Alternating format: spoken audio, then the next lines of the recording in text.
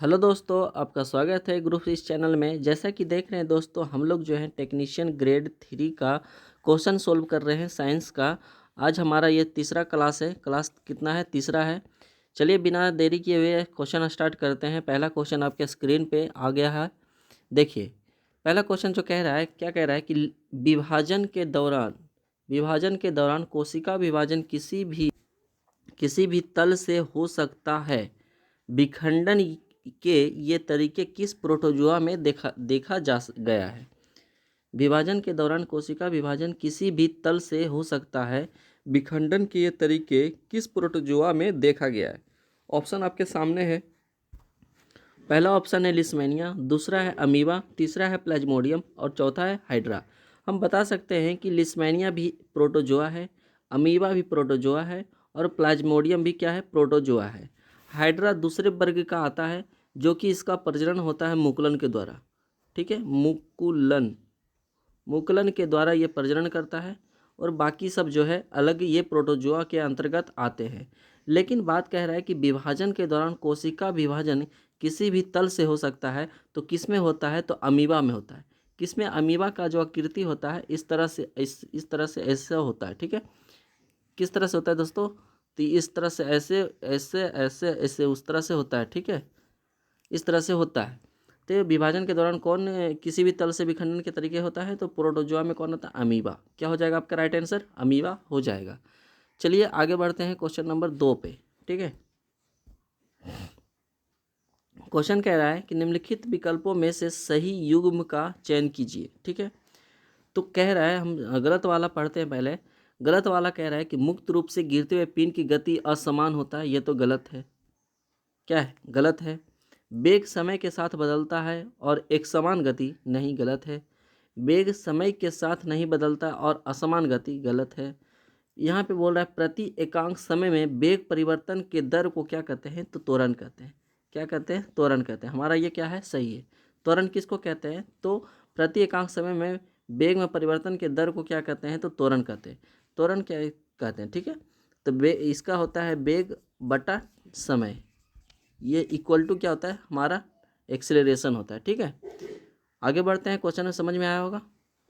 अगला क्वेश्चन है, क्वेश्चन नीचे दिया तीसरा नंबर क्वेश्चन, नीचे दी गई अभिक्रिया में निम्नलिखित में से किस प्रकार की अभिक्रिया एक उदाहरण है? किस प्रकार का उदाहरण है? देखिए, पोटेशियम ब्रोमाइड और बेरियम आयोडाइड से अभिक्रिया करके पोटेशियम आयोडाइड और बेरियम ब्रोमाइड बना है। तो हम देख सकते हैं कि यहाँ पे एक अभिक्रिया, एक यहाँ पे अभिकारक है और एक यहाँ पे है। तो एक को विस्थापित करके क्या बनाया है? आयोडाइड इधर लिया है, तो पोटेशियम आयोडाइड, और बेरियम ब्रोमाइड इधर, इधर वाला ब्रोमाइड जो है इसको इधर लिया है। तो यहाँ पे देखने को हमको मिल रहा है द्विविस्थापन अभिक्रिया। क्या मिल रहा है? तो द्विविस्थापन अभिक्रिया, क्योंकि 2 बार बना है इसलिए ये द्विविस्थापन। अभी इसको भी इस अभिक्रिया को एक और नाम देते हैं, आयन अभिक्रिया। आयन अभिक्रिया, या फिर इसी को बोलते हैं अवक्षेपण अभिक्रिया। अवक्षेपण अभिक्रिया। ठीक है,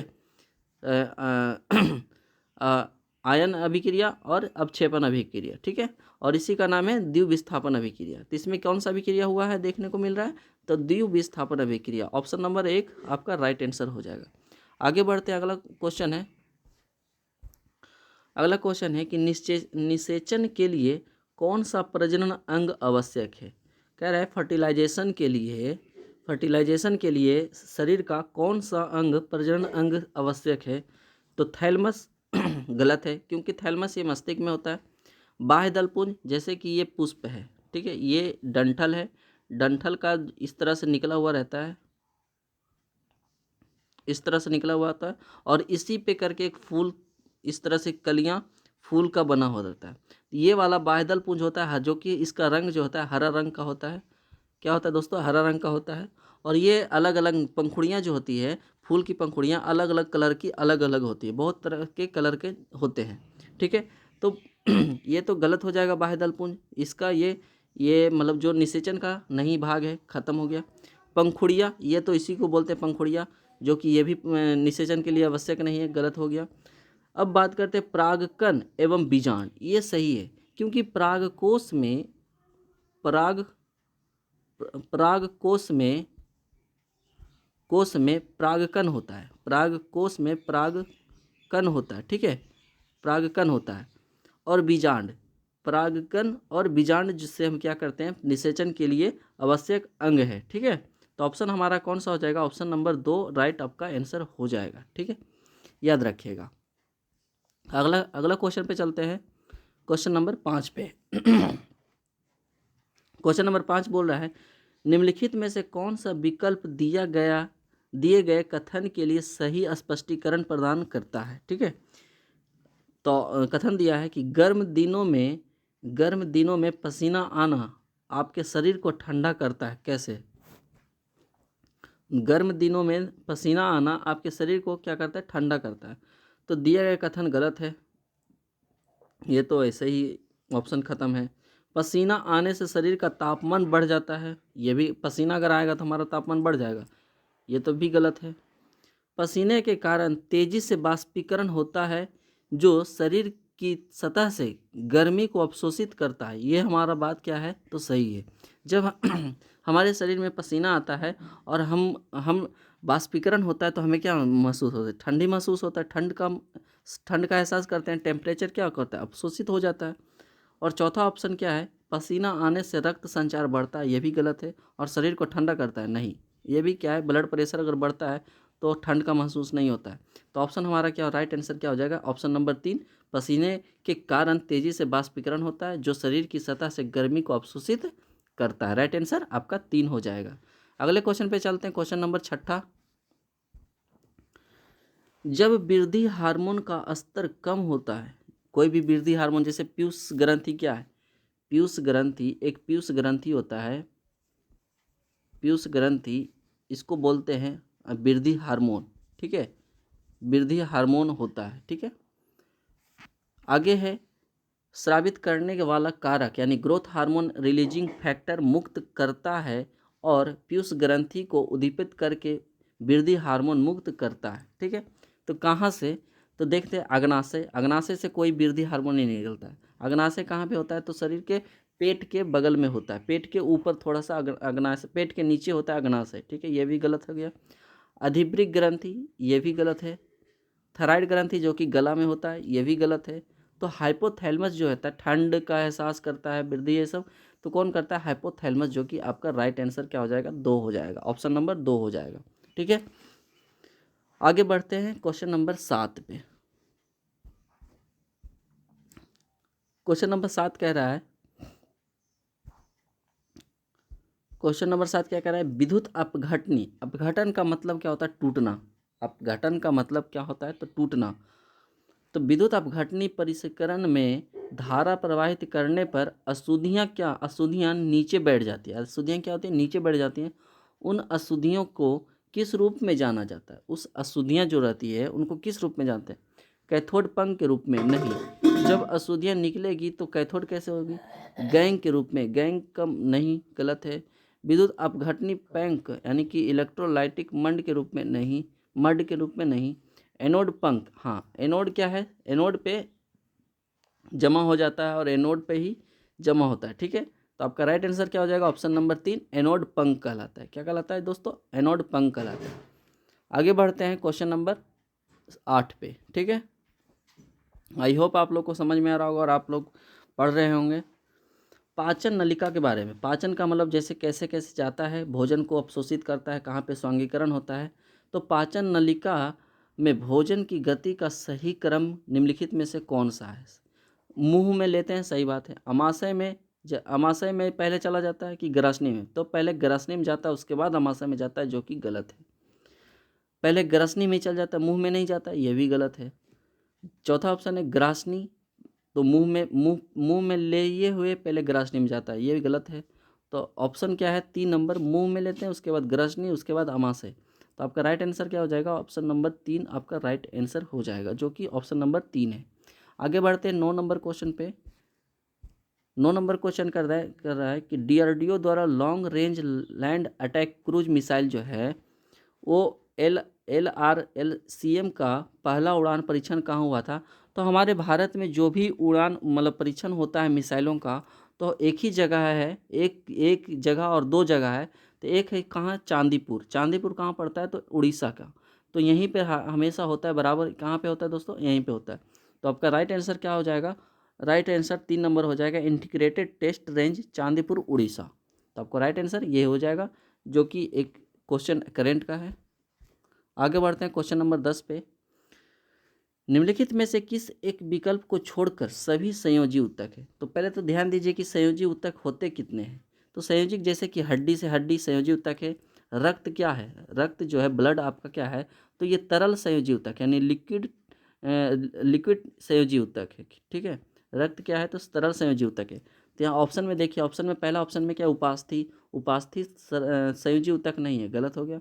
अस्थि संयोजी ऊतक नहीं है, गलत हो गया। रक्त, एक मिनट निम्नलिखित में से किस एक विकल्प को छोड़कर सभी संयोजक, हाँ, उपास्थि भी तो संयोजक है। ठीक है, उपास्थि भी संयोजक है, अस्थि भी संयोजक है, रक्त भी संयोजक है। ट्रैकिड या वाहिनिका जो है, ये ट्रैकिड जो कि हम सांस लेते हैं, वो फेफड़ा से वो जो होता है वही क्या है, ट्रैकिड कहलाता है, यानी वाहिनिका कहलाता है। ये संयोजी ऊतक नहीं है, जो कि गलत हो जाएगा। ठीक है, बाकी ये सब क्या है, तो सही है, ये भी सही है, ये भी सही है, ये गलत है। ठीक है, तो ट्रैकिड वाहिनिका जो संयोजी ऊतक नहीं है, उपास्थि संयोजी ऊतक है, अस्थि से अस्थि संयोजी ऊतक है, रक्त संयोजी ऊतक है, ये सब क्या है, तो संयोजी ऊतक है। आगे बढ़ते हैं ऑप्शन नंबर क्वेश्चन नंबर 11 पे। 11 नंबर क्वेश्चन कह रहा है कि साबुन का जलरागी सीरा निम्नलिखित में से किसके साथ अभिक्रिया विलय करता है। किसके साथ करता है, कह रहा है कि साबुन जो है झाग किससे बनाएगा। साबुन पे जब हम पानी डालेंगे तभी तो ये झाग निकलेगा। तो किससे अभिक्रिया करता है, कि तो जल से। आपका राइट आंसर क्या हो जाएगा, जल हो जाएगा। आगे बढ़ते हैं क्वेश्चन नंबर 12 पे। पारितंत्र के घटकों के संबंध में निम्नलिखित में से कौन सा सही है।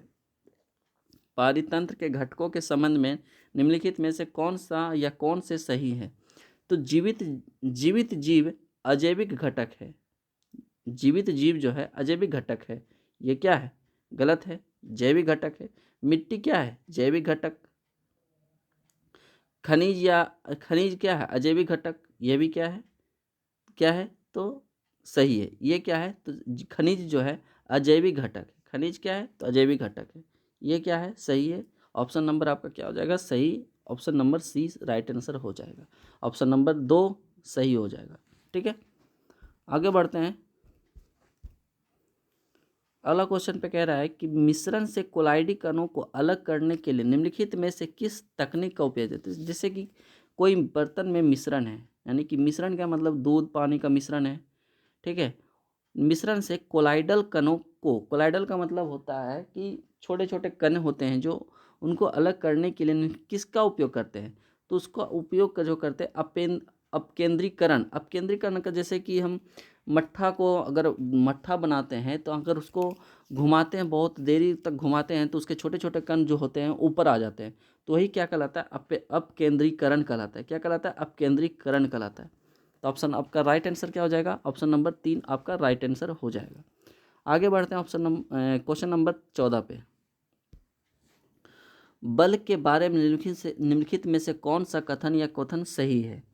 तो ऑप्शन नंबर पहला जो कथन दिया है, भार वह बल है जो किसी वस्तु पर ऊर्ध्वाधर रूप से नीचे की ओर कार्य करता है। ऊर्ध्वाधर रूप से नीचे की ओर कार्य करता है, ये तो बात सही है। क्या होता है कि जब भार लगता है तो वो कहाँ कार्य करता है, नीचे की ओर ऊर्ध्वाधर कार्य करता है। प्रणोद बल या इसी को बोलते हैं उद्क्षेप बल, जो किसी वस्तु पर उसकी सतह के लंबवत कार्य करता है, ये भी बात क्या है, तो सही है। ये भी, जैसे कि आप पानी में तैरते हैं और आप पर बल लगता है, तो वही क्या है, उत्क्षेप बल, प्रणोद बल के सब क्या है, सही है, लंबवत कार्य करता है। तो आपका ऑप्शन क्या हो जाएगा, ए और बी दोनों क्या हो जाएगा, राइट आंसर हो जाएगा, जो कि ऑप्शन नंबर 3 में आपको दिख रहा होगा। ठीक है, चलिए आगे बढ़ते हैं क्वेश्चन नंबर 15 पे। बोल रहा है कि क्वेश्चन नंबर 15, वृद्धि हार्मोन का कार्य क्या है। वृद्धि हार्मोन का, ये तो सिंपल सी बात है कि वृद्धि हार्मोन का कार्य क्या है। तो दूसरा क्या है, रक्त शर्करा स्तर को नियंत्रित करना। रक्त शर्करा को, जब वृद्धि हार्मोन है तो इसको नियंत्रित क्यों करेगा, गलत है। यह महिला यौन अंगों के विकास को उद्दीपित करता है। अरे यार ये तो वृद्धि हार्मोन है, फिर वही बात, ये तो वृद्धि हार्मोन है तो ये सब काम क्यों करेगा? यह शरीर के विकास के लिए चयापचय को नियंत्रित करता है। गलत है। ये सभी अंगों में विकास का उद्दीपन करता है, यानी कि सभी जो अंग होते हैं उन सभी अंगों को क्या करता है तो वृद्धि करता है। आपका राइट आंसर क्या हो जाएगा? ऑप्शन नंबर ए, यह सभी अंगों में विकास को उद्दीपित करता है। ठीक है, आई होप आप लोग को समझ में आ रहा होगा और आप अच्छा लग रहा होगा तो लाइक और शेयर जरूर करिए और चैनल को सब्सक्राइब भी करिए। ठीक है, अगला क्वेश्चन पे चलते हैं, क्वेश्चन नंबर 16 पे। यदि लयनायकाय यदि लयनकाय को कोशिका की आत्मघाती के थैली के रूप में भी जाना जाता है तो निम्नलिखित में से कौन सा कोशिका का शक्ति केंद्र कहलाता है? तो शक्ति केंद्र कौन कहलाता है? सूत्रकणिका, इसी को बोलते हैं क्या? माइटोकॉन्ड्रिया बोलते हैं, माइटोकॉन्ड्रिया बोलते हैं, इसी को माइटोकॉन्ड्रिया बोलते हैं। ठीक है, तो ये आपका राइट आंसर। सीधा सीधी ये पूछना चाह रहा है कि निम्नलिखित में से कौन सा कोशिका का शक्ति केंद्र कहलाता है?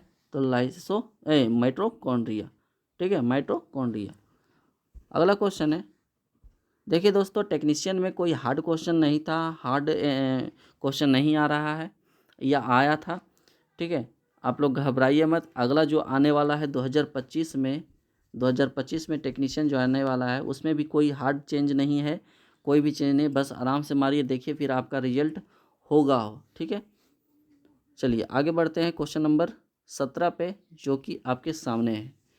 क्वेश्चन नंबर 17 जो कि हम 17 बता रहे हैं, 17 जो है एक करेंट अफेयर है, जो कि करेंट अफेयर तो हम नहीं पढ़ा रहे हैं, नहीं बता रहे हैं, हमारा तो साइंस का क्लास है। लेकिन जब क्वेश्चन सेलेक्ट करने वाला था लड़का, वो सिलेक्ट इसको भी कर दिया, उसको पता नहीं था तो ये सेलेक्ट कर दिया। कोई बात नहीं, हम इसको बता देते हैं। ठीक है, आइए, बोल रहा है कि 11 नवंबर 2024 को न्यायमूर्ति संजीव खन्ना भारत के मुख्य न्यायाधीश के रूप में शपथ लिया। ये तो हम भी जानते हैं कि अभी तक जो है मुख्य न्यायाधीश के रूप में कौन है? तो संजीव खन्ना है। लेकिन पूछा है कैमा है, कितने नंबर का संजीव खन्ना है? तो ये 51 नंबर का है। ठीक है, 51वें नंबर का है। लेकिन इनके बाद जो 52वें वाले बनने वाले हैं तो 14 मई 2025 को ये गवई करके एक दूसरे मुख्य न्यायाधीश बनने वाले हैं। ठीक है, ये 52वें नंबर के बनने वाले कौन है? तो गवई करके एक मुख्य न्यायाधीश हैं, वो 52 नंबर के बनने वाले हैं। 14 तारीख को वो क्या लेंगे? तो शपथ लेंगे। ठीक है, 14 मई को क्या लेंगे? तो शपथ लेंगे। चलिए आगे बढ़ते हैं क्वेश्चन नंबर 18 पे। क्वेश्चन नंबर कितने? 18 पे। क्वेश्चन नंबर 18 बोला है द्विआवेशी हीलियम, यानी कि द्विआवेशी हीलियम आयनों को निम्नलिखित में से किस नाम से जाना जाता है? द्विआवेशी तो किस नाम से जानते हैं दोस्तों? अल्फा कण के नाम से इसको जानते हैं। याद रखिएगा, द्विआवेशी हीलियम आयनों को निम्नलिखित किस आयन से भी जानते हैं? तो अल्फा कण के नाम से जानते हैं। ठीक है, ऑप्शन नंबर आपका 3 राइट आंसर हो जाएगा। चलिए अगला क्वेश्चन है कि कौन सा अंतःकोशिकीय परिवहन के लिए मार्ग और विनिर्माण सतह दोनों के रूप में कार्य करता है? कौन सा अंतःकोशिकीय परिवहन के लिए मार्ग और विनिर्माण सतह दोनों के रूप में कार्य करता है? तो कौन सा आपका करता है? तो अंतःपराद्रवी जलिका, एंडोप्लाज्मिक रेटिकुलम। ठीक है, आप एक और बात बता देते हैं कि इसी को बोलते हैं ER, जो कि इसका कार्य क्या है? तो जब आप विष का कोई जहरीले पदार्थ को आप खा लेते हैं, शरीर में ले लेते हैं, तो इसका क्या करता है? चिन्हित करता है। ठीक है, चिन्हित करता है। ठीक है, तो इसका काम क्या है? अंतःपराद्रवी जलिका। ये 2 प्रकार का होता है, एक स्मूथ एंडोप्लाज्मिक रेटिकुलम होता है और एक रफ होता है। एक स्मूथ होता है SMOUTH, स्मूथ एंडोप्लाज्मिक रेटिकुलम, और एक होता है रफ RUGHF।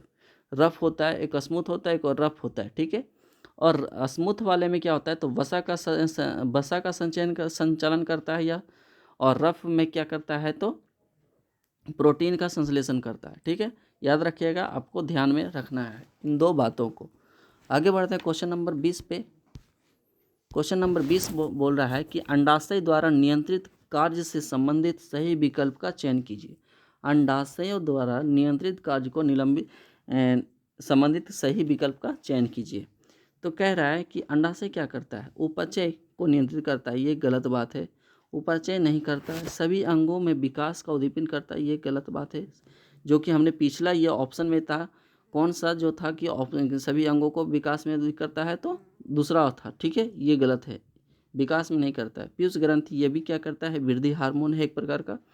तो हम बता दें कि अंडाशय द्वारा नियंत्रित कार्य कौन करता है, तो मासिक धर्म करता है, ठीक है, मासिक धर्म करता है, ठीक है। ऑप्शन नंबर आपका राइट आंसर हो जाएगा, ऑप्शन नंबर 3, ठीक है, याद रखिएगा। आगे बढ़ते हैं क्वेश्चन नंबर 21 पे। जब पादप कोशिका में प्रसारण द्वारा पानी की हानि होती है तो आंतरिक पदार्थ संकुचित होकर कोशिका भित्ति से दूर हो जाते हैं। इस प्रक्रिया के रूप में क्या कहलाता है, तो जीव द्रव के कुंचन कहलाते हैं। जीव द्रव का क्या कहलाता है, तो कुंचन कहलाता है। अब एक बात बता देते हैं कि एक पेड़ पौधा जो है, ये पेड़ पौधा जो है सूखने लगता है कब, जब क्या होता है कि वातावरण का दाब और ये इसका जो बाष्पोत्सर्जन करता है, तो दोनों क्या होता है, इक्वल हो जाता है, या फिर ये अधिक हो जाता है, इक्वल नहीं, ये क्या होता है, इसका बाष्पोत्सर्जन दर जो होता है ज़्यादा हो जाता है, तो ये पेड़ पौधा क्या होता है, सूखने लगता है। क्या होता है, सूखने लगता है, ठीक है, याद रखिएगा। आपका ऑप्शन नंबर ए हो जाएगा, जीव द्रव का कुंचन। आगे बढ़ते हैं क्वेश्चन नंबर 22 पे। रदरफोर्ड के परमाणु मॉडल के अनुसार, परमाणु मॉडल किसने दिया था दोस्तों, पहले तो ध्यान देखिए रखिए कि परमाणु मॉडल किसने दिया था, रदरफोर्ड ने दिया था, याद रखिए। उनके अनुसार परमाणु का अधिकांश द्रव्यमान कहाँ स्थित होता है, तो कहाँ स्थित होता है, हम बता देते हैं कि ये क्या है, तो ये कक्षा है, ये भी एक कक्षा है, ये भी क्या है, कक्षा है। तो यहाँ पे जो प्रोटॉन और न्यूट्रॉन होता है, यहाँ पे क्या होता है, प्रोटॉन और न्यूट्रॉन होता है, ठीक है। यहाँ पे क्या होता है, प्रोटॉन और न्यूट्रॉन, इसका सभी का भार कहाँ पे होता है, तो यहीं पे होता है। एटॉमिक मास बराबर होता है प्रोटॉन प्लस न्यूट्रॉन बराबर ही क्या होता है, एटॉमिक मास होता है। तो कहाँ पे स्थित होता है, इसी को बोलते हैं हम नाभिक बोलते हैं। कहाँ में होता है, नाभिक होता है। लेकिन जहाँ पे प्रोटॉन और न्यूट्रॉन होता है, इसके संयुक्त भाग को क्या बोलते हैं, तो न्यूक्लियॉन बोलते हैं, न्यूक्लियॉन, ठीक है, न्यूक्लियॉन बोलते हैं, याद रखिएगा क्या बोलते हैं दोस्तों, न्यूक्लियॉन। तो हमारा राइट आंसर क्या हो जाएगा, तो नाभिक हो जाएगा। पहला ऑप्शन है इलेक्ट्रॉन के आरंभ में, नहीं, गलत हो जाएगा।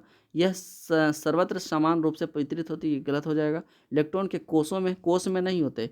जैसे कोष कहने का मतलब है कि ये के हो गया, ये के, ये एल, इसी तरह से एम, इसी तरह से बढ़ता जाता है। इसका सूत्र जो होता है 2n² होता है, ठीक है। तो इलेक्ट्रॉन के कोष में स्थित नहीं होता है द्रव्यमान, गलत हो जाएगा। और आपका राइट आंसर जो हो जाएगा नाभिक में, कहाँ हो जाएगा दोस्तों, नाभिक, ऑप्शन नंबर 4 हो जाएगा। आगे बढ़ते हैं क्वेश्चन नंबर 23 पे। देखिए दोस्तों, आप लोग को जो क्वेश्चन दिख रहा होगा बहुत ही छोटा दिख रहा है, वो हमारी गलती नहीं है, बल्कि बोर्ड की ही गलती है। बोर्ड हमारा जो होता है, ये रेलवे बोर्ड, वो ऐसा ही क्वेश्चन को कहीं बड़ा दिखाता है तो कहीं छोटा दिखाता है, आपको कंफ्यूज करने के लिए। जो क्वेश्चन रहेगा वो लगेगा ऑप्शन है, जो ऑप्शन है वो क्वेश्चन की तरह दिखेगा। आपको अच्छे से देखना है और सही टिक करके आना है। चलिए, क्वेश्चन कह रहा है कि एक धारावाही परिनालिका द्वारा उत्पन्न चुंबकीय क्षेत्र पर विचार कीजिए, निम्नलिखित में से कौन सा कथन क्या है, गलत है। तो देखिए, परिनालिका एक प्रकार से दंड चुंबक की भांति कार्य करता है। दंड चुंबक का मतलब क्या होता है कि इस तरह से दंड चुंबक का कार्य करता है, नहीं, गलत है। दूसरा है लंबी परिनालिका के पास, एक मिनट, परिनालिका एक प्रकार से, हाँ सही तो है दोस्तों, अब कंफ्यूज मत होइए। क्या है, परिनालिका एक प्रकार से दंड चुंबक की भांति करता, सही तो है। परिनालिका जो हमारा होता है, परिनालिका जो, जैसे कि ये तार है, ये क्या है, तार है, ठीक है। तो जब इसमें करंट जाता है तो ये लंबवत दंड की तरह तो है, ये तो दंड की तरह तो कार्य करता है, सही है आपका, ये पहला तो सही है। दूसरा है लंबी परिनालिका के केंद्र के पास चुंबकीय क्षेत्र लगभग स्थिर होता है। लंबी कोई परिनालिका है, उसके केंद्र में जो होता है चुंबकीय क्षेत्र क्या होता है, स्थिर होता है, कांस्टेंट होता है, ठीक है, सही बात है। तीसरा है तो परिनालिका के बाहर लेकिन परिनालिका के निकट चुंबकीय क्षेत्र का परिमाण बहुत क्या होता है, अधिक होता है। परिनालिका के बाहर, जैसे कोई परिनालिका के बाहर है और परिनालिका के निकट चुंबकीय क्षेत्र का मान क्या होता है, बहुत अधिक होता है। सही बात है, जो इनका क्षेत्र होता है ये बहुत यहाँ पे अधिक होता है। ठीक है, याद रखिएगा। ऑप्शन आपका क्या है, तो यही तो गलत है। क्या है, यही गलत है। परिनालिका के बाहर लेकिन परिनालिका के निकट चुंबकीय क्षेत्र का मान बहुत अधिक होता है, ये क्या है, गलत है। तीसरा है, यदि हम फेरों की संख्या में वृद्धि कर दें तो चुंबकीय क्षेत्र भी क्या हो जाएगा, वृद्धि होगा। क्या बोल रहा है, सही बात बोल रहा है। अगर जितना हम फेरों की संख्या लगाएंगे तभी तो आप मोटर में देखे होंगे, मोटर में जो तार लपेटा जाता है तो बहुत सारी संख्या में होता है। तांबा का जो तार होता है बहुत सारी संख्या में फेरों में लगाया जाता है, बहुत सारी लपेटा जाता है। वो क्यों, चुंबकीय क्षेत्र की वृद्धि करने के लिए। तो ये आपका राइट रहेगा। और ठीक है, ये सही है। जो कि आपका गलत आंसर कौन सा है, तो गलत आपका परिनालिका के बाहर लेकिन परिनालिका के निकट चुंबकीय क्षेत्र का मान बहुत क्या होता है, अधिक होता है। यही बात क्या है, गलत है। ऑप्शन नंबर आपका 3, तो राइट आंसर आपका ऑप्शन नंबर 3 हो जाएगा। चलिए क्वेश्चन नंबर 25 पे देखते हैं। 25 कह रहा है कि एक समान चुंबकीय क्षेत्र, क्या कह रहा है, एक समान चुंबकीय क्षेत्र को निम्नलिखित में से किसके द्वारा दर्शाया जाता है। ऑप्शन आपके सामने है। पहला, समानांतर और समदूरस्थ सीधी रेखाओं में, समानांतर लेकिन अनियमित रेखाओं में, संकेंद्रित वृत्त रेखाओं में, दीर्घवृत्ताकार रेखाओं में। देखिए, तो जब चुंबकीय क्षेत्र होता है, ये चुंबक है, ये चुंबक है, इसका नॉर्थ पोल होता है, ये साउथ पोल होता है। जब चुंबकीय क्षेत्र इसको दर्शाते हैं तो किस तरह से, इधर से निकलता है और साउथ पोल की ओर जाता है, इधर से निकलता है और साउथ पोल की ओर जाता है। ठीक है, ठीक है। तो यहाँ पे क्या बोला है, पहला ऑप्शन क्या है, समांतर लेकिन अनियमित सीधी रेखा। अनियमित सीधी रेखा का मतलब क्या है, यहाँ से निकला समांतर लेकिन अनियमित सीधी रेखा नहीं होता है, गलत हो गया। संकेंद्रित वृत्त नहीं होता है, संकेंद्रित जो होता है वृत्त नहीं होता है। यानी कि संकेंद्रित वृत्त का मतलब कि जैसे ये चुंबकीय क्षेत्र ये वायर है, ठीक है, तो ये इस तरह से होना चाहिए, इस तरह से कह रहा है, इस तरह से हो रहा है, तो इस तरह से नहीं होता है। ठीक है, ये भी गलत हो गया। दीर्घवृत्ताकार का, दीर्घवृत्ता का मतलब होता है इस तरह से, इस तरह से होता है। ठीक है, ये भी गलत हो गया। ऑप्शन नंबर 1 में देखिए, समानांतर और समदूरस्थ सीधी रेखा। सही बात है, समदूरस्थ सीधी रेखा होता है, सीधी रेखा। तो ऑप्शन नंबर क्या हो जाएगा हमारा, 1 सही हो जाएगा, जो कि ऑप्शन नंबर 1 है। ठीक है, आपका राइट आंसर ऑप्शन नंबर 1 हो जाएगा। चलिए, आई होप आप लोग को समझ में आ रहा होगा और अच्छे से आप पढ़ रहे होंगे। थोड़ा ज़रा सा लाइक और शेयर कर दीजिए और हमारे मन जो है बढ़ जाएगा। चलिए, अगला क्वेश्चन कह रहा है, 26 नंबर क्वेश्चन पे देखते हैं। त्रिकोणीय प्रिज्म, त्रिकोणीय कांच के प्रिज्म के दो पार्श्व फलकों के बीच का कोण क्या कहलाता है। जैसे कि ये त्रिभुज है, ये त्रिभुज है, जब हम यहाँ से डालते हैं तो यहाँ से इस तरह से निकलता है, इस तरह से निकलता है, इस तरह से निकलता है, इस तरह से निकलता है, इस तरह से निकलता है। ठीक है, तो ये जो कोण जो होता है इसको हम क्या, कौन सा कोण कहते हैं, तो इसको प्रिज्म कोण कहा जाता है। क्या कहते हैं, तो प्रिज्म कोण कहा जाता है। क्या कहते हैं दोस्तों, प्रिज्म कोण कहलाता है। ऑप्शन नंबर ए राइट हो जाएगा। ठीक है, लाइक शेयर करते रहिए दोस्तों, लाइक शेयर करते रहिए, लाइक में करने में कोई कमी मत करिए, अच्छा लगे तो लाइक करिए। ठीक है, चलिए अगला क्वेश्चन है 27 नंबर क्वेश्चन। निम्नलिखित में से कौन पदार्थ के अम्लीय और क्षारीय की प्रकृति जांच करने के लिए गंधीय सूचक है। मतलब कह रहा है कि निम्नलिखित में से कौन सा पदार्थ अम्लीय या क्षारीय प्रकृति की जांच करने के लिए गंधीय सूचक है। गंधीय सूचक का मतलब होता है गंध के द्वारा उसको पहचान। तो देखिए, मेथिल ऑरेंज गलत हो जाएगा, फिनोप्लेथिन ऑरेंज फिनोप्लेथिन गलत हो जाएगा, लाल लिटमस गलत हो जाएगा, ये तो रंग द्वारा दर्शाता है अम्लीय क्षारीय। तो वेनिला एसेंस जो है ये गंध के द्वारा भी पता लगाया जा सकता है। किसके द्वारा, वेनिला एसेंस द्वारा। सभी जो है अम्ल क्षार पता लगाता है, ये भी लगा देगा, ऑप्शन ए भी लगाएगा मेथिल ऑरेंज, दूसरा फिनोप्लेथिन लगाएगा, और लाल लिटमस भी अम्ल क्षार पता लगा। लेकिन ये वेनिला जो एसेंस है ये गंध के द्वारा अम्ल क्षार का पता लगाया जाता है इसको। चलिए आगे बढ़ते हैं क्वेश्चन नंबर 28 पे। क्वेश्चन नंबर 28 कह रहा है कि खाद्य श्रृंखला में पोषी स्तर के बारे में निम्नलिखित में कौन सा सही है खाद्य श्रृंखला में? तो देखिए पहला ऑप्शन है बड़े मांसाहारी या तृतीयक उपभोक्ता तीसरे पोषी स्तर का निर्माण करते हैं। मतलब कि कह रहा है कि बड़े मांसाहारी और तृतीयक उपभोक्ता तीसरे पोषी स्तर का निर्माण करते हैं। क्या है? गलत है, नहीं करता है। परपोषी, परपोषी का मतलब कि दूसरे पर आश्रित होता है। परपोषी सौर ऊर्जा का स्थिरीकरण करते हैं। परपोषी जो होता है सौर ऊर्जा का स्थिरीकरण करता है, ये भी गलत बात है। शाकाहारी द्वितीयक उपभोक्ता दूसरे स्तर पर होते हैं। शाकाहारी जो होते हैं द्वितीयक उपभोक्ता दूसरे स्तर पर होते हैं, ये भी गलत बात है। स्वपोषी या उत्पादक प्रथम पोषी के स्तर होते हैं, ये सही बात है। जो प्रथम पोषी के स्तर जो होते हैं वो तो पहले नंबर उत्पादक होते हैं और स्वपोषी होते हैं, यानी कि पेड़ पौधा क्या है? स्वपोषी होते हैं और प्रथम पोषी भी होते हैं, और वो खुद ही क्या करते हैं? उत्पादक करते हैं। वो फल फूल तो खुद देते हैं और क्या करते हैं? वो अपना भोजन खुद बनाता है, स्वपोषी होता है। तो ये ऑप्शन नंबर 4 आपका राइट आंसर हो जाएगा। ठीक है, याद रखिएगा। चलिए आगे नंबर क्वेश्चन पे, क्वेश्चन नंबर 29। यदि कोई ये नॉर्मिकल है। ठीक है, क्या है दोस्तों? नॉर्मिकल है। देखिए यदि कोई वस्तु एक से दाईं ओर, ये है ये बिंदु, ठीक है, ये क्या है? ए है, ठीक है, ए से दाईं ओर, ए से दाईं ओर, दाईं ओर किधर की ओर? दाईं ओर 15 मीटर गति करता है। कितना दोस्तों? 15 मीटर गति करता है। ए से 15 मीटर गति करता है और फिर उसी बिंदु तक ए तक पहुंचने के लिए विपरीत दिशा में 15, यानी कि यहाँ से यहाँ तक पहुंचा, यहाँ तक पहुंचा 15 मीटर, फिर यहाँ से यहाँ तक फिर आ गया 15 मीटर, फिर गति कर दिया, फिर वहीं पे पहुंच गया। तो उसके द्वारा विस्थापन कितना हुआ? तो विस्थापन तो क्या हो गया? 0। आप जानते हैं कि विस्थापन हम किसको कहते हैं? विस्थापन हम किसको कहेंगे? तो ऑप्शन नंबर तो ये तो 0 हो जाएगा। ठीक है, अब बताते हैं कि विस्थापन किसको कहते हैं। देखिए एक मिनट दोस्तों, विस्थापन किसको कहा जाता है? विस्थापन जैसे कि एक दूरी होती है, ये क्या होती है?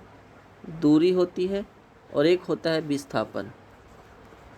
विस्थापन, ठीक है, विस्थापन जो होता है, दूरी जो होता है इस तरह से, यहाँ से यहाँ तक की दूरी हमको जाना है। ठीक है, तो हम इस तरह से ऐसे ऐसे ऐसे जाएंगे। विस्थापन क्या होता है कि यहाँ से पकड़ा और यहाँ तक जाना है इस बिंदु तक, तो हम ये सीधा चले जाएंगे। क्या चले जाएंगे दोस्तों? सीधा चले जाएंगे। तो ए से बी तक की ये विस्थापन हो गया। ठीक है, और दूरी कहाँ हो गया? तो हम इस तरह से गए, यहाँ से फिर यहाँ से यहाँ तक का, तो ए और बी का ये दूरी हो गया। ठीक है, ये वाला दूरी हो गया। ठीक है, तो ये दूरी और विस्थापन का डिफिनेशन है। ठीक है, यानी कि कहने का मतलब है कि शॉर्टेस्ट लेंथ को हम विस्थापन कहते हैं और लॉन्ग डिस्टेंस को क्या कहते हैं? दूरी कहते हैं। ठीक है, समझ गए? और किताबी कीड़ा नहीं पढ़ना है दोस्तों, किताबी कीड़ा नहीं पढ़ना है, बस अपना दिमाग से पढ़ना है। दूरी का भी ऐसा ही मात्रक क्या होता है? मीटर होता है, और विस्थापन का भी क्या होता है? मीटर होता है। याद रखिएगा। ठीक है, दूरी का भी मीटर और विस्थापन का भी मीटर होता है, याद रखिएगा। चलिए अगले क्वेश्चन पे पढ़ते हैं। क्वेश्चन नंबर कितना है? 30 पे। ठीक है, पानी की सतह पे किस पे? पानी की सतह पे लोहे की कील, लोहे के ठोस छड़ रखी जाती है। यदि लोहे की छड़ पर पानी द्वारा ऊपर की ओर लगाए जाने वाले बल और छड़ पर नीचे की ओर लगाए जाने वाले बल से अधिक हो तो वो क्या हो जाएगा?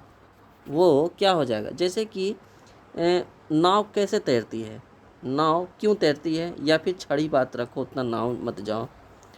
नाव जो है, छड़ जो है, कील जो है, उसका घनत्व जो होता है पानी के घनत्व से क्या होता है? कम होता है, तब जाके लोहे की छड़ पानी की सतह पर तैरेगी। यानी कि लोहे की छड़ पानी की सतह पर क्या होगी? तैरेगी। ठीक है, जैसे कि ये क्या है? पानी है, ये पानी है, और ये लोहे की कील तैरेगी कब?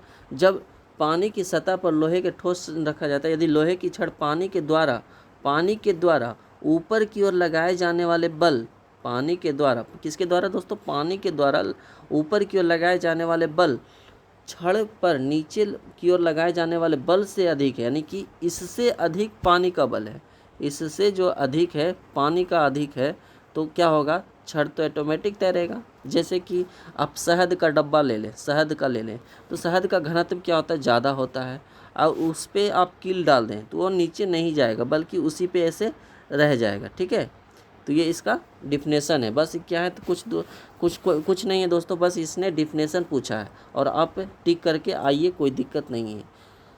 अगर इस बार दोस्तों आप लोग इस तरह से मेहनत कर देंगे प्रीवियस PYQ का 2018 से लेके 2024 तक का, तो आपका अगला जो टेक्नीशियन या LP आएगा तो आप, हमें विश्वास है कि आप उसमें झंडा जरूर गाड़ देंगे। ठीक है, चलिए अगला बढ़ते हैं 31 नंबर क्वेश्चन। और थोड़ा लाइक शेयर करते रहिए दोस्तों, ताकि मेहनत लगता है वीडियो बनाने में। ठीक है, चलिए अगला क्वेश्चन है। देखिए दोस्तों, थोड़ा सा माफ़ी चाहते हैं, हमारा ये साइंस का बैच है, लेकिन फिर भी हमारा जो क्वेश्चन सिलेक्टेड आदमी है वो उन्होंने कुछ इस तरह से क्वेश्चन सेलेक्ट कर दिया है, माफ़ी चाहते हैं। लेकिन चलिए आप लोग को ज्ञान की प्राप्ति होगी। क्वेश्चन कह रहा है कि यानी कि इंग्लिश में पढ़ देते हैं, a game of two halves the story of the golden era of India club football के लेखक कौन है? तो कौन है दोस्तों? ऋषभ राय। सीधा रट जाना है, कौन है दोस्तों? ऋषभ राय। इसमें क्या ट्रिक बताएं? ठीक है, इसमें क्या बताएं? तो ऋषभ राय याद रखना है। ठीक है, a game of two halves the story of the golden, यानी कि इसको a game of two halves the story of India club football के लेखक कौन है? तो ऋषभ राय। कौन है दोस्तों? ऋषभ राय। कौन हो जाएगा? ऋषभ राय, याद रखिएगा। चलिए अगला क्वेश्चन पे चलते हैं, क्वेश्चन नंबर 32 पे। राम बाबू एक समान गति से चल रहा है। राम बाबू एक समान गति से चल रहा है और उसने 5 सेकेंड में 25 मीटर की दूरी तय की। वह 3 मीटर में कितनी दूरी तय कर सकता है? यानी कि 3 मीटर में। पहले तो यहाँ पे चाल निकाल लो, यानी कि बेग निकाल लो। ठीक है, चाल निकाल लो या फिर बेग निकाल लो। बेग, तो चाल बराबर क्या होता है? दूरी कितना दिया? 25 बट्टा कितना? 5। समय कितना? इतना। 5 से काटेंगे, 25 मीटर पर सेकेंड। अब बोला है तो 3 सेकेंड में कितनी दूरी तय करेगा? दूरी बराबर क्या होता है? दूरी बराबर चाल गुणे समय या फिर बेग। तो चाल कितना दिया हुआ हमारा? 5 मीटर पर सेकेंड गुना टाइम कितना दिया है? 3 सेकेंड। कितना? 3 सेकेंड। 5 दिया 15 मीटर। सेकेंड से सेकेंड खत्म हो जाएगा, 15 मीटर बचेगा। ऑप्शन आपका क्या हो जाएगा दोस्तों? ऑप्शन आपका 15 मीटर राइट आंसर हो जाएगा। चलिए नेक्स्ट क्वेश्चन देखते हैं, क्वेश्चन नंबर 33। क्वेश्चन नंबर 33 कह रहा है कि निम्नलिखित में से कौन सी परिघटना वायुमंडलीय अपवर्तन का परिणाम है? क्या है? वायुमंडलीय अपवर्तन का परिणाम है। ठीक है, पहला देखिए, इंद्रधनुष का निर्माण होना क्या वायुमंडलीय अपवर्तन है? नहीं है। किसी वस्तु का आवर्धित प्रतिबिंब बनाने के लिए वक्रती दर्पण, यह भी है वायुमंडलीय? नहीं, गलत हो गया। समतल दर्पण द्वारा प्रतिबिंब का बनना, समतल दर्पण के द्वारा प्रतिबिंब का बनना वायुमंडलीय है? नहीं। तो अग्रिम सूर्योदय और विलंबित सूर्यास्त जो है, ये क्या है? वायुमंडलीय अपवर्तन है। आप थोड़ा सा कंफ्यूजिंग होंगे इंद्रधनुष का निर्माण होने में, लेकिन इंद्रधनुष का निर्माण जो होता है कलर के वायुमंडलीय परिघटना नहीं है, वायुमंडलीय अपवर्तन का परिणाम नहीं है, बल्कि क्या है? तो सूर्योदय जो लाल रंग आपको दिखता है सूर्यास्त के समय या विलंबित होता है, तो किसके कारण? तो अपवर्तन के घटना के कारण, याद रखिएगा। ठीक है, इसमें वर्ण विक्षेपण होता है, अपवर्तन ये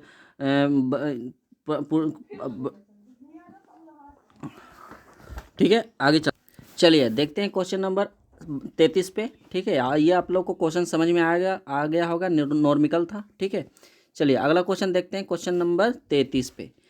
33 नंबर क्वेश्चन कह रहा है कि निम्नलिखित में से कौन सी परिघटना जो है वायुमंडलीय अपवर्तन, इस पे जोड़ दीजिएगा दोस्तों। किस पे दोस्तों? इस पे अपवर्तन पर जोड़ दीजिए। तो इंद्रधनुष का निर्माण होना क्या अपवर्तन की घटना है? गलत है। किसी वस्तु का आवर्धित प्रतिबिंब बनने के लिए वक्रता दर्पण, यह भी अपवर्तन का खत्म है, नहीं होगा, अपवर्तन का परिणाम नहीं है। समतल दर्पण द्वारा प्रतिबिंब का बनना अपवर्तन का परिणाम नहीं है। सूर्योदय, अग्रिम सूर्योदय, जल्दी सूर्योदय होना और विलंबित सूर्यास्त होना, ये क्या कहलाता है? तो अपवर्तन का नियम है। ये अपवर्तन का नियम नहीं बल्कि अपवर्तन का परिणाम है। ये घटना जो होता है अपवर्तन पे आधारित है। तो ऑप्शन नंबर आपका 2 क्या हो जाएगा? राइट आंसर हो जाएगा। ठीक है, ऑप्शन नंबर 2 राइट आंसर हो जाएगा। चलिए अगला क्वेश्चन देखते हैं, क्वेश्चन नंबर 34 पे। क्वेश्चन नंबर 34, निम्नलिखित में से कौन सा द्रव का अभिलक्षणिक गुण है? द्रव का अभिलक्षणिक गुण है, तो द्रव का नियम क्या होता है? जैसे ठोस में, एक मिनट, ठोस में आप बात करते हैं तो ठोस जो होता है, ठोस, ठोस में इसका आयतन और आयतन और आयतन और क्या होता है? इसका आकार और आयतन जो होता है निश्चित होता है। क्या होता है? निश्चित होता है। ठीक है, गैस का जो होता है, गैस का ना तो आकार निश्चित होता है ना ही मतलब कि आयतन निश्चित होता है, दोनों निश्चित नहीं होता है। और द्रव का क्या होता है? द्रव का तो आयतन निश्चित होता है। ठीक है, द्रव का आयतन निश्चित, लेकिन क्या होता है? आकार क्या होता है? अनिश्चित होता है। किसी भी पात्र में रखे कोई किसी का भी आकार ले सकता है, तो आयतन जो होता है अनिश्चित होता है। तो पहला ऑप्शन 2 कह रहा है इसका आकार और आयतन निश्चित होता है, गलत बात है। यह अत्यधिक संपीड़ित होते हैं। संपीड़ित मतलब क्या होता है? कंप्रेस्ड करना। कंप्रेस्ड मतलब दबाना। जैसे कि आप एलपीजी गैस जो होता है, एलपीजी गैस होता है, लिक्विड पेट्रोलियम गैस जो होता है, ये कंप्रेस्ड किया हुआ जब कंप्रेस्ड करते हैं द्रव को, गैस को, तो ये तरल अवस्था में आ जाता है। तो ये तो बात गलत है। क्या है? ये बात गलत है। दूसरा, ये हड होता है, हार्ड मतलब कि ठोस होता है, गलत है ये। चौथा ऑप्शन, इसका आयतन निश्चित होता है लेकिन आकार निश्चित नहीं होता, ये बात सही बोला है। क्या है? बात सही है, जो कि ऑप्शन नंबर आपका राइट आंसर हो जाएगा। इसका आयतन निश्चित लेकिन आकार अनिश्चित होता है, निश्चित नहीं होता है। ठीक है, तो ऑप्शन नंबर 4 हो जाएगा। चलिए आगे बढ़ते हैं क्वेश्चन नंबर 35 पे।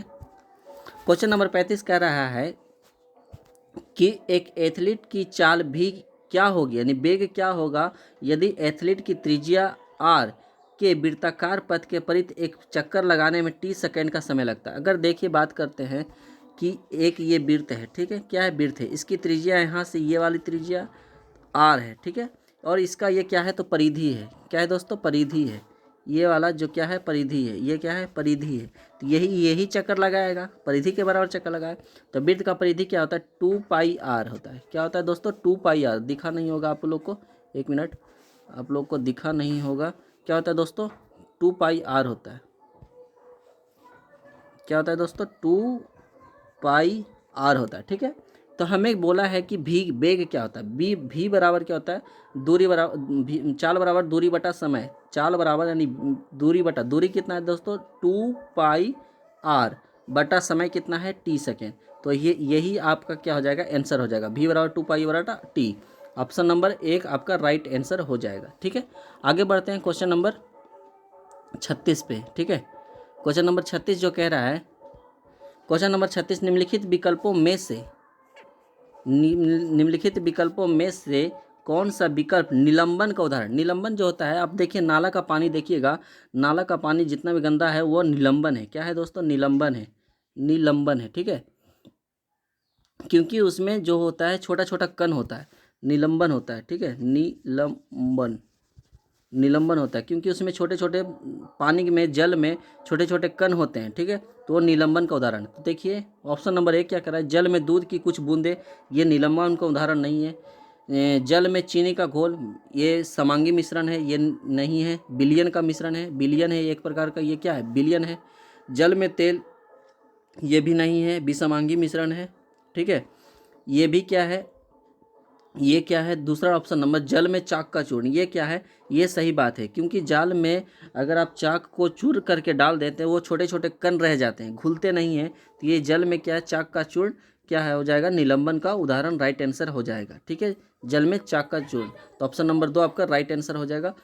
ठीक है, आई होप आप लोग को समझ में आ रहा होगा। समझ में आता है तो सर दोस्तों आप लाइक करिए, शेयर करिए और सब्सक्राइब कर लिए। ठीक है, चलिए नेक्स्ट क्वेश्चन पे बढ़ते हैं, क्वेश्चन नंबर 37 पे। आप लोग लाइक सब्सक्राइब करते रहिए दोस्तों, ताकि हमारा मनोबल बढ़े। चलिए दोस्तों, ये फिर से वही क्वेश्चन आ गया, माफ़ करिएगा थोड़ा सा। ठीक है, अगला क्वेश्चन है,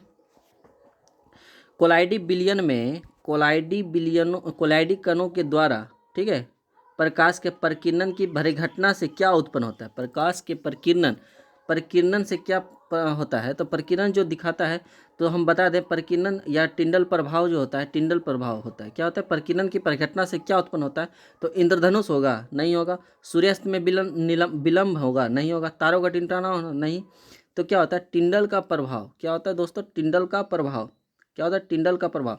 तारा का टिमटिमाना जो होता है अपवर्तन के परिघटना पर आधारित है। क्या है, अपवर्तन के परिघटना पर आधारित है। अपवर्तन के परिघटना पे आधारित है, ठीक है। तो इसमें ऑप्शन क्या हो जाएगा, ऑप्शन आपका टिंडल का प्रभाव हो जाएगा, ठीक है। ये भी सूर्यास्त में विलंब होना, ये किसका उदाहरण है, तो अपवर्तन का ही उदाहरण है, ठीक है। तो आपका ऑप्शन नंबर 2 हो जाएगा, टिंडल का प्रभाव। ऐसे भी टिंडल का प्रभाव हम बता देते हैं किस में होता है, कौन से बिलियन में अगर पूछे तो विषमांगी बिलियन में होता है। विषमांगी बिलियन में होता है। टिंडल का प्रभाव किस में होता है दोस्तों, विषमांगी बिलियन में होता है, ठीक है, याद रखिएगा। और लाइक सब्सक्राइब आप दोस्तों करते रहिए, ठीक है। चलिए क्वेश्चन नंबर आपका आ गया 39। क्वेश्चन नंबर 39 कह रहा है कि निम्नलिखित में से कौन सा दाब का मात्रक होता है। पहले तो आप जान लेते हैं दोस्तों दाब बराबर क्या होता है। दाब बराबर जो होता है, दाब बराबर बल बटा क्षेत्रफल होता है। बल बटा क्षेत्रफल होता है। इसके एसआई मात्रक का बात करते हैं तो इसका ऐसा बल का एसआई मात्रक होता है न्यूटन, और क्षेत्रफल का होता है मीटर स्क्वायर। तो इसको अगर लिख सकते हैं तो न्यूटन प्रति मीटर स्क्वायर, या फिर न्यूटन प्रति मीटर स्क्वायर, इस तरह से लिख सकते हैं।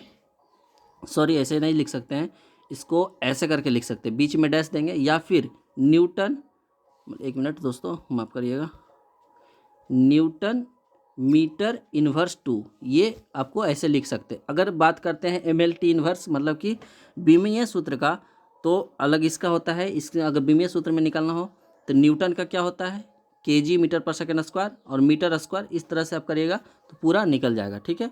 टाइम हमारे पास थोड़ा कम है दोस्तों, इसलिए हम थोड़ा शॉर्टकट में बता रहे हैं, नहीं तो हमारा तो विस्तार तो बहुत हम बता देते। चलिए अगला क्वेश्चन कहता है 39 नंबर पे आप लोग पहुँचते हैं, ठीक है। 40 नंबर क्वेश्चन कह रहा है कि नमक क्या है दोस्तों, नमक को और किस नाम से जानते हैं, सोडियम क्लोराइड। सोडियम क्लोराइड में किस तत्व के आयन क्रमशः धनावेशित और ऋणावेशित होते हैं। पहले तो बता देते हैं दोस्तों सोडियम कैसे बनता है, तो Na+Cl के निर्माण से अभिक्रिया करने पर क्या बनता है, NaCl बनता है, ठीक है।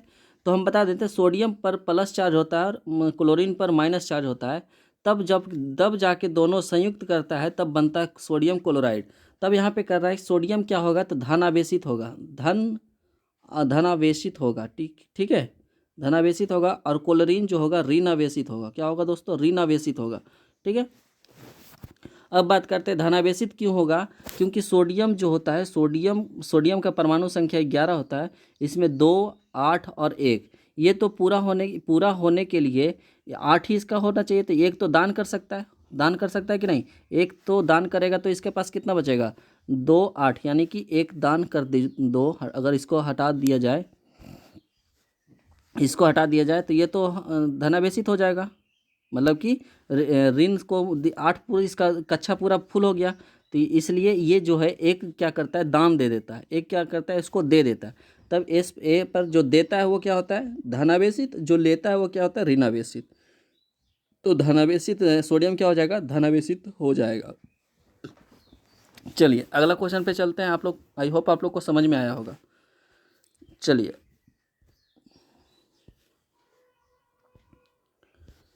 अगला क्वेश्चन कह रहा है, अगला क्वेश्चन है क्रमशः मतलब लगातार, क्रमशः मिश्रण का बनना एक परिवर्तन है, जबकि एक यौगिक का बनना एक क्या है।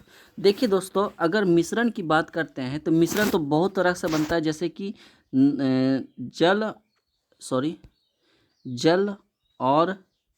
जल और नमक का विलयन मिश्रण, क्या यह भी तो एक प्रकार का मिश्रण है। तो अगर आप बताइए जल और नमक का बना देंगे तो ये घोल विलयन बन जाएगा, और विलयन को हम जब क्या करेंगे, हीट करेंगे, तो क्या बन जाएगा, नमक फिर से बन जाएगा। जल तो उड़ जाएगा लेकिन नमक हमारे पात्र में जमा हो जाएगा। तो यह कैसा उदाहरण है, किसका, तो भौतिक उदाहरण है। क्या है, भौतिक उदाहरण है। अब बात करते हैं यौगिक का। अब बताइए यौगिक जो है, जब यौगिक का क्या होता है, सूत्र होता है। यौगिक को अगर आप बना देंगे तो जैसे कि सब्जी बनाएं, और सब्जी को फिर से यौगिक मतलब कि फिर से उसके पूर्ण रूप से बना सकते हैं, नहीं बना सकते हैं। तो वो क्या कहलाता है, रासायनिक परिवर्तन कहता है, रासायनिक रासायनिक परिवर्तन कहलाता है।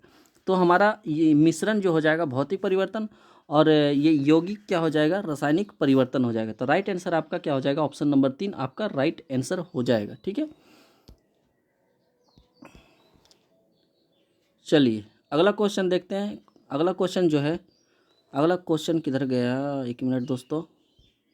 चलिए नेक्स्ट क्वेश्चन आ गया आपका 42 नंबर क्वेश्चन। कह रहा है कि पाचन ग्रंथियों और उनके एंजाइमों से संबंधित गलत युग्म का चयन कीजिए। जो गलत है, सही तो नहीं, सही वाला तो छोड़ देंगे, गलत बोल रहा है, क्या बोल रहा है, गलत बोल रहा है। तो देखिए, पहला अग्नाशय से अग्नाशय रस निकलता है, सही बात है। अग्नाशय से क्या निकलता है, अग्नाशय रस निकलता है, सही बात है। यकृत से क्या निकलेगा, पीत रस, क्योंकि यकृत से पीत रस निकलता है, लेकिन पीत रस जमा कहाँ होता है, तो पित्ताशय में, पित्ताशय में जमा होता है। ठीक है, पित्ताशय में जमा होता है, लेकिन स्राव कहाँ से होता है, तो यकृत से जमा होता है। ये भी बात सही है। अब देखिए जठर ग्रंथि, चौथा ऑप्शन में देखिए जठर ग्रंथियाँ पेप्सिन निकलता है, यह भी बात सही है। क्या है, सही है, जठर ग्रंथि से पेप्सिन, और पेप्सिन किस में बदलता है दोस्तों, पेप्टोन में बदलता है। तीसरा, लार ग्रंथि से ट्रिप्सिन निकलता है, ये क्या है, बात गलत है। लार ग्रंथि लार ग्रंथि ट्रिप्सिन निकलता है, ये गलत है। तो ऑप्शन नंबर आपका गलत कौन सा हो जाएगा, ऑप्शन नंबर 3 आपका क्या हो जाएगा, गलत हो जाएगा। ठीक है, अगला क्वेश्चन पे चलते हैं। क्वेश्चन पे लास्ट क्वेश्चन है दोस्तों, ध्यान दीजिएगा, एक मिनट दोस्तों। लास्ट क्वेश्चन आप 43 नंबर पर पहुंचे हैं। गलत युग्म का चयन कीजिए। इसमें भी क्या है, गलत युग्मों का चयन कीजिए। देखिए, सब्जी क्या है, जैव निम्नीकरणीय, यह भी सही बात है। प्लास्टिक गिलास क्या है, गैर जैव निकरणीय है, गैर, क्योंकि ये मानव निर्मित प्लास्टिक है। कागज का प्याला, ये भी जैव निकरणीय है। और लेकिन कुल्हाड़ी देखिए गैर जैव निकरणीय है, क्योंकि ये मानव द्वारा बनाया है। गैर क्या है, जैव निमीकरणीय है। ठीक है, तो ये आपका क्या है, सॉरी, गैर कुल्हाड़ी क्या है, गैर जैव निकरणीय, ये बात क्या है, गलत है। क्या है दोस्तों, गलत है। ठीक है, ये बात गलत है। ऑप्शन नंबर आपका सही कौन सा हो जाएगा, ऑप्शन नंबर 2 आपका सही आंसर हो जाएगा। तो आई होप आप लोग को समझ में आया होगा। ठीक है, और आप लोग को अच्छा लगा होगा तो लाइक करिए दोस्तों, लाइक करिए, लाइक करना ना भूलिए, और सब्सक्राइब कर लीजिए चैनल को, ताकि आने वाला वीडियो आपके पास आएगा। और जितने भी ऑल एग्ज़ाम रेलवे का होता है वो मैं सभी क्वेश्चन को सॉल्व करूँगा। साइंस फैक्टर को, नॉर्मिकल हो, जो भी हो, वो भी सबको सॉल्व करूँगा।